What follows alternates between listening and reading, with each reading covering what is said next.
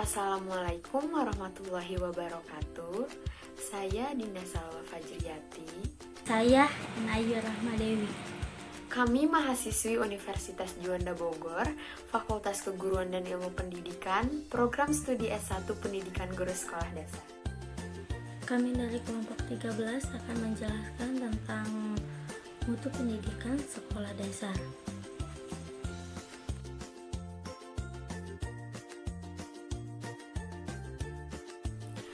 Apa itu mutu pendidikan?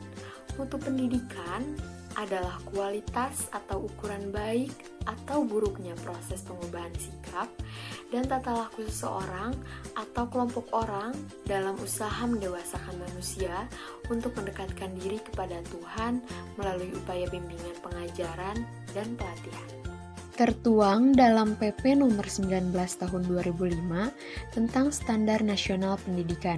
Pendidik harus memiliki kualifikasi akademik dan kompetensi sebagai agen pembelajaran, sehat jasmani dan rohani, serta memiliki kemampuan untuk mewujudkan tujuan pendidikan nasional. Faktor penyebab rendahnya mutu pendidikan. Yang pertama, rendahnya kualitas sarana fisik. Yang kedua, rendahnya kualitas guru. Yang ketiga, rendahnya kesejahteraan guru. Yang keempat, kurangnya pemerataan kesempatan pendidikan. Yang kelima, rendahnya relevansi pendidikan. Yang keenam, mahalnya biaya pendidikan. Meningkatkan mutu pendidikan.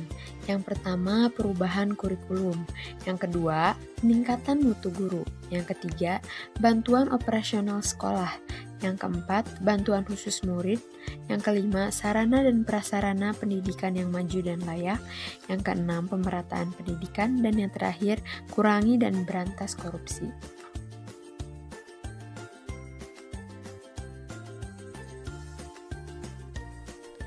Hakikat pendidikan lebih berorientasi kepada terbentuknya karakter seperti kepribadian atau jati diri seseorang. Setiap tahapan pendidikan akan dievaluasi dan dipantau dengan saksama, sehingga menjadi jelas apa yang menjadi potensi positif seseorang yang harus dikembangkan dan apa yang menjadi faktor negatif seseorang yang perlu disikapi. Manusia terdiri dari 3 pembangunan, yaitu hatinya bagaimana ia merasa, pikirannya bagaimana ia berpikir, dan fisiknya bagaimana ia bersikap dan bertindak. Oleh karena itu, langkah-langkah untuk membentuk atau merubah karakter melalui pendidikan juga harus dilakukan dengan menyentuh dan melibatkan unsur-unsur pembangunan tersebut. Ada beberapa konsep dasar tentang pendidikan. Yang pertama, pendidikan berlangsung seumur hidup atau long life education adalah sebuah sistem konsep pendidikan yang menerangkan keseluruhan peristiwa ketika belajar dan mengajar dalam keseluruhan kehidupan manusia. Yang kedua, keluarga, masyarakat, dan pemerintah bertanggung jawab atas pendidikan. Dan yang terakhir, pendidikan merupakan keharusan yang dimana pendidikan pada hakikatnya mencakup kegiatan mendidik, mengajar, dan melatih.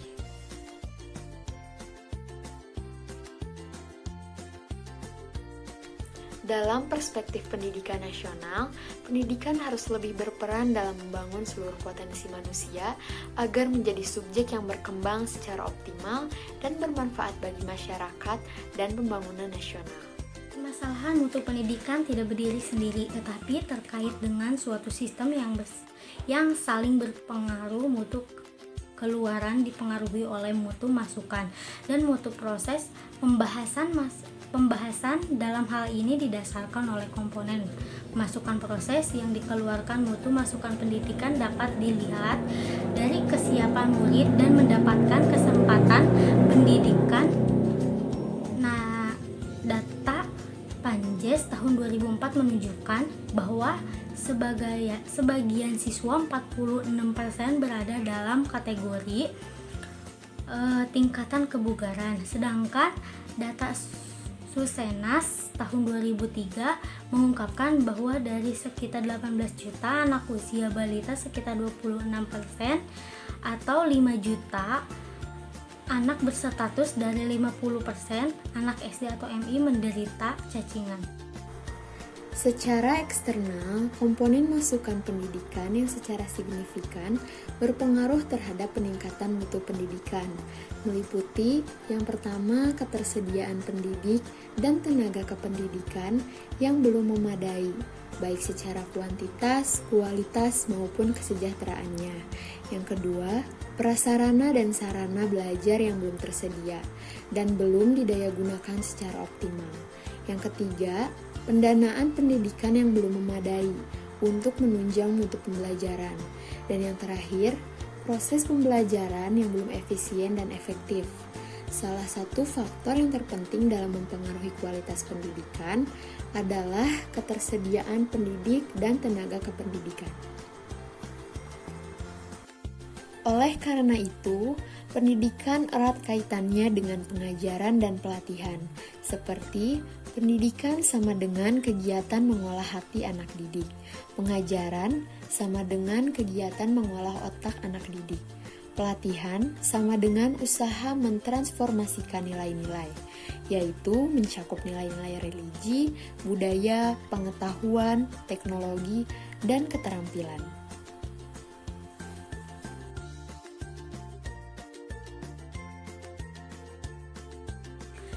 Dalam penerapan sistem penjaminan mutu, langkah penting pertama yang harus ditempuh adalah melakukan pembekuan mutu. Dalam bidang-bidang pendidikan, langkah pembekuan mutu juga merupakan langkah penting.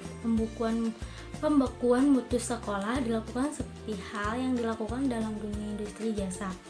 Pembekuan mutu dalam dunia industri telah dilakukan secara internasional oleh suatu lembaga yang bernama International Organizing for Standardizing yang berpusat di Genova ataupun di Swiss. Beberapa praktek penjaminan mutu. Yang pertama ada New South Wales School Review. New South Department of School Education Australia menerapkan suatu sistem penjaminan mutu setelah dengan nama Quality Assurance School Review. Sistem ini diterapkan dalam upaya mendukung peningkatan kualitas sekolah dalam berbagai aspek, dengan tujuan untuk menjamin bahwa sekolah yang bersangkutan memiliki keefektifan yang tinggi dalam pencapaian tujuan dan hasil belajar siswa. Terdapat 3 komponen sistematika dari penjaminan mutu yang dikembangkan oleh Direktur of Quality Assurance, yaitu yang pertama ada belajar dan mengajar, yang kedua ada kepemimpinan dan budaya, yang ketiga ada pengembangan manajemen sekolah. Yang pertama ada komponen belajar mengajar, meliputi lingkungan belajar, proses belajar siswa, proses mengajar, perencanaan dan penerapan mengajar, penugasan dan pelaporan serta penilaian dan refleksi. Yang kedua ada kepemimpinan dan budaya, meliputi kepemimpinan kontekstual, kepemimpinan untuk perubahan kepemimpinan inklusif, kepemimpinan untuk belajar konteks budaya, mengembangkan rasa memiliki budaya belajar dan peningkatan. Yang ketiga ada pengembangan sekolah dan tata laksana, meliputi tujuan sekolah, penempatan prioritas, perencanaan tata laksana, peningkatan rencana, tata laksana perubahan pundi mental. Langkah pelaksanaan evaluasi diri dan infeksi penjaminan mutu dikembangkan indikator kinerja yang dijadikan acuan yang mengacu kepada tujuan, hubungan hierarki antara tujuan, indikator kinerja, proses penilaian, dan kepentingannya. Secara umum, kerangka kerja penjaminan mutu pendidikan di sekolah mempunyai ciri-ciri. Yang pertama ada penjaminan mutu didasarkan atas indikator-indikator kinerja yang bersifat umum. Yang kedua ada penjaminan mutu dilakukan melalui proses yang transparan dan interaktif melalui penilaian diri dan infeksi penjaminan. Yang ketiga ada penjaminan mutu dilaksanakan dengan memperhatikan kekuatan-kekuatan berbagai aktivitas dalam proses penjaminan mutu dan manajemen berbasis sekolah, serta nilai-nilai tradisional dan kebutuhan sekolah berubah. Dan yang keempat, penjaminan mutu dilaksanakan dengan menjaga keseimbangan antara dukungan kepada sekolah melalui kemitraan dan tekanan kepada sekolah melalui monitoring. Dan yang kelima ada tujuan penjaminan mutu adalah untuk pencapaian mutu pendidikan sekolah melalui pengembangan dana kontabilitas.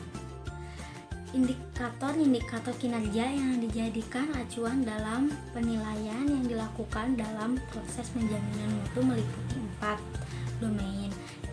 Yang pertama ada manajemen dan organisasi yang meliputi aspek-aspek kepemimpinan, perencanaan, dan administrasi pengelolaan serta pengelolaan biaya, sumber daya, dan pemeliharaannya dan evaluasi diri. Yang kedua, ada pembelajaran yang meliputi aspek-aspek kurikulum, pengajaran, proses belajar siswa, dan penilaian. Yang ketiga, ada dukungan kepada siswa dan etos sekolah yang meliputi aspek-aspek bimbingan, pengembangan pribadi, dan sosialisasi siswa, dukungan bagi siswa yang memiliki kebutuhan khusus, hubungan orang tua, masyarakat, dan iklim sekolah.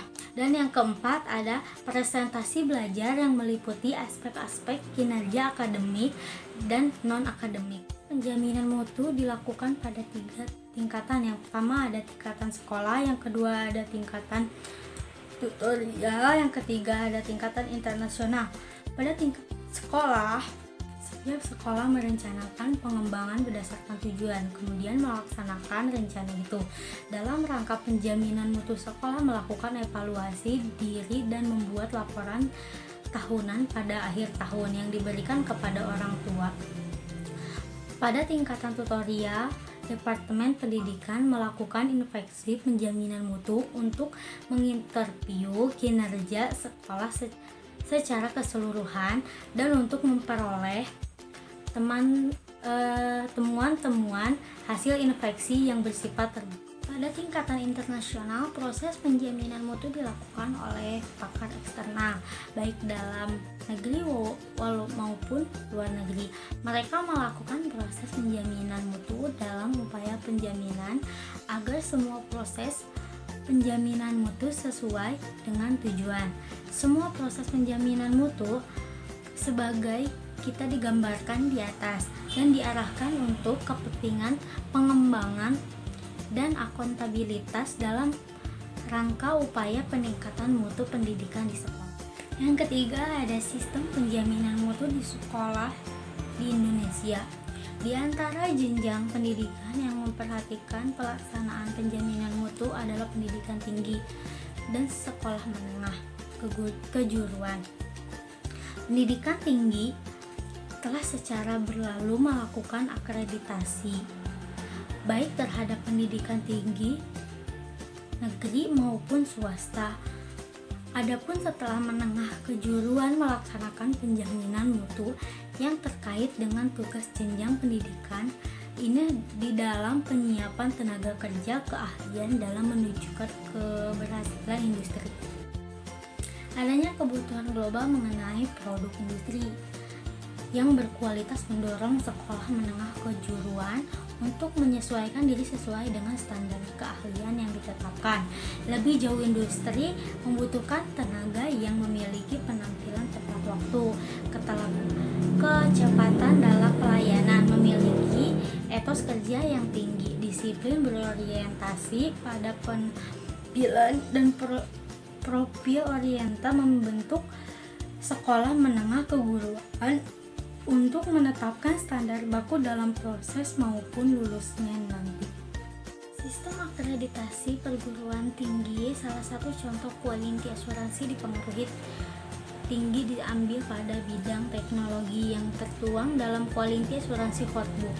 Dalam hotbook ini terdapat 11 unsur yang diukur, yaitu yang pertama pembinaan dan pengembangan lembaga, yang kedua desain dan kurikulum serta unsurnya secara efektif, dan yang ketiga ada sumber daya, keuangan, administrasi, dan sarana fisik. Yang keempat seleksi, evaluasi, dan pengembangan. Yang kelima ada seleksi peserta didik. Yang keenam ada dukungan dan tuntutan bagi peserta belajar. Yang ketujuh ada praktikum ataupun kerja praktek. Yang kedelapan ada penilaian. Kesembilan ada pelaporan peserta didik. Yang ke-10 sistem pengembangan. Dan yang ke-11 peningkatan kurikulum. Untuk memenuhi kemampuan dasar yang dikehendaki industri, sekolah perlu menerapkan kinerja karyawan berpola industri sebagai jaminan mutu bahwa sekolah bisa menghasilkan tenaga yang berprofesional. Pendekatan pembelajaran yang memperhatikan pada jaminan mutu yaitu competency basic training. Sekian materi yang dapat kami sampaikan. Mohon maaf apabila ada kesalahan. Wassalamualaikum warahmatullahi wabarakatuh.